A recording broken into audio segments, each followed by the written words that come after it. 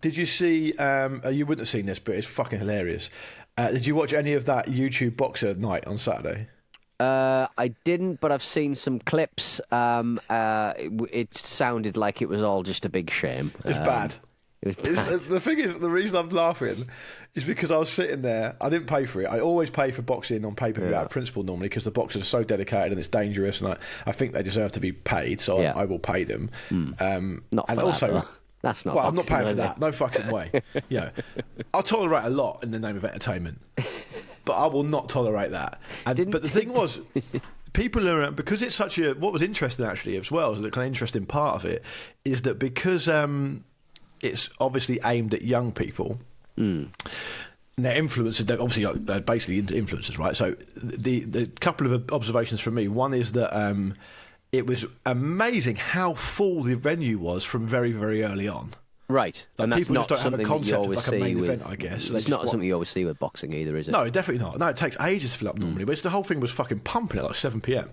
And given that KSI and Tommy Fury didn't fight until like midnight, Right. it's amazing, really. But also, the second thing that was kind of interesting is that I'd be interested in how many pay-per-views it did, because I just opened TikTok and every single person on TikTok was just having to add the TikTok up to their Just TV streaming screen. it, right? Yeah. So you could just watch it on that.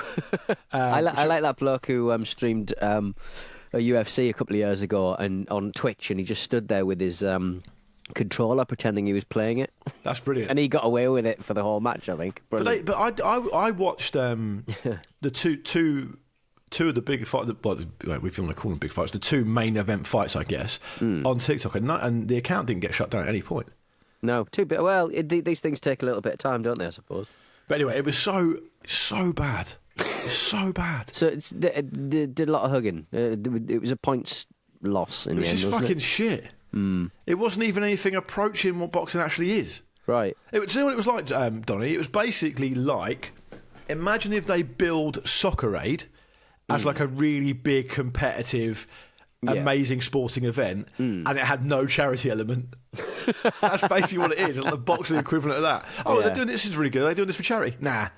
I just sort of think, even worse than most boxing crowds, I would suggest if you did a thorough drug search at the O2 or wherever it was, there would be no one there. There'd just be no one there. I would say that a big boxing night in London, or Manchester, or Birmingham, whatever, I think is the greatest concentration of cheap cocaine anywhere in the world. And I'll include South America in that. Yeah.